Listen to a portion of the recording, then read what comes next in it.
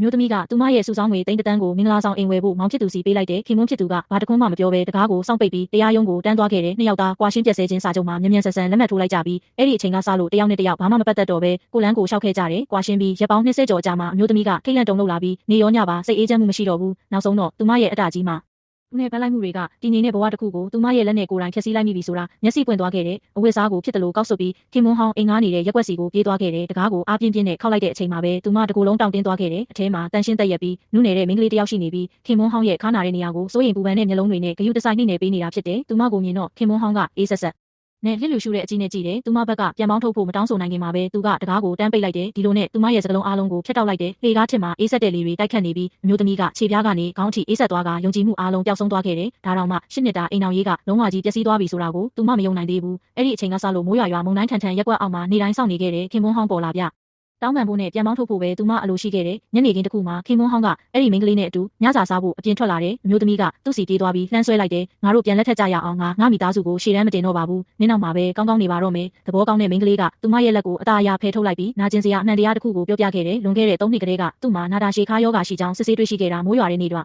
ဒီဆိုရင်တိတ်ကိုနာကျင်ရတယ်လေးလံတဲ့အလုပ်တွေကိုမလုပ်နိုင်ဘူးအဲ့ဒီသိန်းတန်းဆိုတာသူမင်္ဂလာမဆောင်ခင်နဲ့ဆောင်ပြီးနောက်ပိုင်းခန္ဓာကိုယ်ကုသဖို့နဲ့အိုစာမင်းစာအတွက်တစ်စက်နှလုံးလုံးစုဆောင်းခဲ့တဲ့ငွေဖြစ်တယ်အဲ့ဒါကသူ့ခန္ဓာကိုယ်ကိုစောင့်ရှောက်ဖို့အတွက်ထွက်ပေါက်ပဲဒါပေမဲ့နင်ကအဲ့ဒါကိုလူယူသွားခဲ့တယ်အမျိုးသမီးကတကူလုံးထုံကျင်သွားပြီးအဲ့ဒီအချိန်ကျမှပဲနားလည်သွားခဲ့တယ်အဲ့ဒီနှစ်တွေအားလုံးမှာသူမဟာမိသားစုကိုကူညီဖို့ပဲတွေးခဲ့တယ်ခင်မွန်းဖြစ်သူကအတုံးမကျဘူးလို့ပဲပြစ်တင်ကြီးတော့အားခဲ့တယ်ဒါပေမဲ့သူနာကျင်မှုကိုအောင့်အဲပြီးအကန့်အသတ်အထိအလုပ်လုပ်ခဲ့တာကိုဘယ်တော့မှမမြင်ခဲ့ဘူးသူ့ပေါ်နည်းနည်းလေးတောင်မတနာခဲ့ဘူးသူမအဲ့ဒီသိန်းတန်းကိုလွှဲပေးလိုက်တဲ့အချိန်မှာအပြစ်တင်စစ်ဆေးခံရမှာကိုကြောက်တဲ့အတွက်လွှဲပြောင်းမှုမှတ်တမ်းကိုတမင်သက်သက်ဖျက်ပစ်ခဲ့တယ်ကတ်ထဲကငွေတွေအကုန်အလေးတုတ်ခံရပါတယ်လို့လိန်ညာပြောဆိုခဲ့တယ်စုဆောင်းငွေအားလုံးဆုံးရှုံးသွားပြီလို့ခင်မွန်းဖြစ်သူကိုလှည့်စားခဲ့ပြီးသူ့ကိုမတရားမှုအကြီးကြီးထမ်းပိုးထားစေခဲ့တယ်အပြစ်ရှိစိတ်ကသူမကိုအသက်ရှူရချက်တဲ့အထိဖိနှိပ်ထားခဲ့တယ်နေရာအနှံ့စုံစမ်းမေးမြန်းပြီးတဲ့နောက်ခင်မွန်းဟောင်းကကောလာဟာလာတွေနဲ့ဖိအားတွေကိုမခံနိုင်ပဲတခြားမျိုးကကုန်းလောင်ယုံတစ်ခုမှာအလုပ်လုပ်ဖို့ထွက်သွားခဲ့တယ်ဆိုတာသိလိုက်ရတယ်အမျိုးသမီးကတွန့်ဆုတ်မနေပဲအလုပ်ကနေထွက်လိုက်ပြီးသူ့ကိုရှာဖို့မသိတဲ့မျိုးတစ်မျိုးစီတယောက်တည်းထွက်လာခဲ့တယ်ရက်ပေါင်း20လုံးလုံးလှည့်ပတ်ရှာဖွေပြီးတဲ့နောက်ခြေပွားတွေမှာအရေးကြီးမှုတွေပေါက်ပြီးအတန်တွေဝင်ကုန်တယ်နောက်ဆုံးတော့စင်ကြေပုံးကကုန်းလောင်ယုံတစ်ခုမှာခင်မွန်းဟောင်းကိုတွေ့ခဲ့တယ်သူက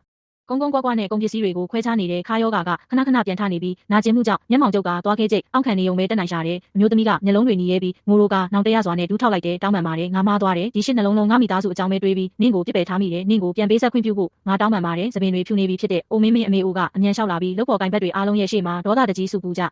အိမ်မောင်းခဲ့တယ်နင်လာရဲသေးတယ်ပေါ့10နှစ်တာအိမ်အောင်ရေးမှာငါသားကသူ့လစာအားလုံးကိုနင့်ကိုပေးခဲ့တာသူခါနာတာတောင်စေးမဝယ်ခြင်းခဲ့ဘူးသူ့စီမှာတပြားတစ်ချက်မှမရှိခဲ့ဘူးဒါပေမဲ့နင်ကသူ့ချွေးနှင်းစာနဲ့ရတဲ့ငွေတွေကိုနင့်မောင်ကိုပဲအဆက်မပြတ်ထောက်ပံ့ဖို့တုံးခဲ့တယ်သူတေးမလားရှင်မလားနင်ဘာမှမမှုခဲ့ဘူးပိုဆိုးတာကနင့်မောင်အင်စီယံပေးဖို့ငွေလိုတဲ့အချိန်မှာနင်ကကွယ်ရမှာအွန်လိုင်းချင်းငွေကိုအာမခံပေးခဲ့သေးတယ်အခုနင့်မောင်ကမဆက်နိုင်တော့ဘူးအကျွေးကြီး2သိန်းကငါသားအပေါ်ကြရော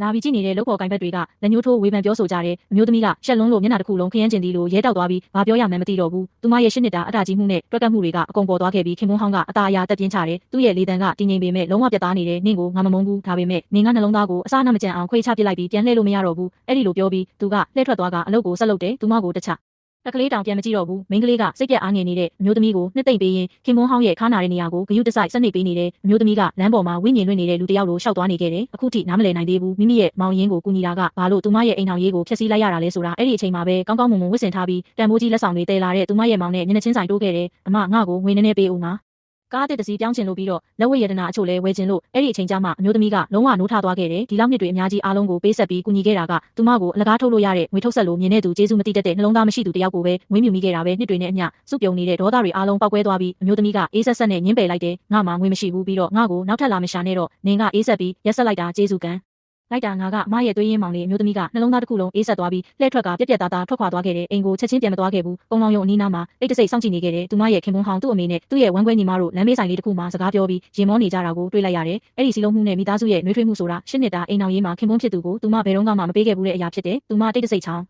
်းနားထောင်ရင်နောက်ဆုံးတော့အမှန်တရားအားလုံးကိုသိလိုက်ရတယ်ခင်မွန်းဟောင်းရဲ့ခါယောဂါပိုဆိုးလာပြီးအကျွေးကြီးတင်ရှိနေတာထွက်ပေါက်မရှိဖြစ်နေတဲ့အချိန်မှာအဲ့ဒီအဝေးမှုတော်ဆက်တဲ့ဝမ်းကွဲညီမရဲ့မိသားစုကပဲကူညီခဲ့တာဖြစ်တယ်သူတို့ကဦးသားစရိတ်ကိုပေးခဲ့ပြီးအကျွေးတွေကိုဆက်ပေးခဲ့တယ်ပြီးတော့တည်ငြိမ်တဲ့အလုပ်တစ်ခုကိုလည်းရှာပေးခဲ့တယ်သူ့ဘဝရဲ့အဆိုးရွားဆုံးအချိန်ကနေဆွဲတင်ပေးခဲ့ကြတာအမျိုးသမီးကအဲ့ဒီဝမ်းကွဲညီမကိုခင်မွန်းဟောင်းရဲ့အိမ်အောင်ဘက်အစ်စ်လို့အမြဲထင်နေခဲ့တာဒါပေမဲ့တကယ်တော့သူကစေတနာမှန်နဲ့ကူညီပေးနေတဲ့အမျိုးသမီးတစ်ယောက်ပဲဖြစ်တယ်။ကွာရှင်းပြီးနောက်ပိုင်းခင်မွန်းဟောင်းကတခြားချစ်ရေးတစ်ခုစတင်ဖို့ဘယ်တော့မှမစင်စားခဲ့ဘူး။ရုတ်တရက်သူမအရင်ကအကြောင်းကိုသတိရသွားတယ်။သူခါနာတာကိုမခံနိုင်လို့ဆေးဝယ်ဖို့ငွေကိုလေတန်တိုးနဲ့တောင်းခဲ့စဉ်ကသူမကမောင်ဖြစ်သူအိမ်ဝယ်ဖို့ကူညီတာနဲ့အလုပ်ရှုပ်နေပြီးမစင်စားပဲညှင်းပယ်ခဲ့ရုံတင်မကပဲသူ့ကိုအပြစ်တင်ကြီးတွားပြီးပြင်းရည်သူလို့ဆွဆွဲခဲ့တာကိုအပြစ်ရှိစိတ်တွေပြင်းနေနေရင်သူမကပြန်လဲပေးဆက်ဖို့အတွက်အကိုက်ခဲပြောက် ကက်ခွာရီနဲ့အားဆေးအမြောက်များကိုဝယ်ခဲ့တဲ့ကုန်းလောင်ယုံကိုရောက်တဲ့အချိန်မှာသူတို့ကအထုပ်ပိုးတွေတင်ဆင်းနေပြီးအဲ့ဒီမျိုးကနေလုံးဝထွက်ခွာဖို့ပြင်ဆင်နေတာကိုမြင်လိုက်ရတယ်။သူမကအပြေးလွှားသွားပြီးပစ္စည်းတွေကိုလွှဲပေးကငိုယိုရင်းတောင်းပန်ခဲ့တယ်ပြီးတော့သူတို့ရဲ့ဘဝတွေကိုနောက်ထပ်နှောက်ယှက်ဖြစ်စီခြင်းမပြုတော့ပါဘူးလို့ကတိပေးခဲ့တယ်။ဝမ်းကွဲညီမကသူမရဲ့အလွန်ပင်ပန်းနွမ်းနယ်နေတဲ့ပုံစံကိုမြင်ပြီးအမှန်တရားကိုပြောပြခဲ့တာဖြစ်တယ်။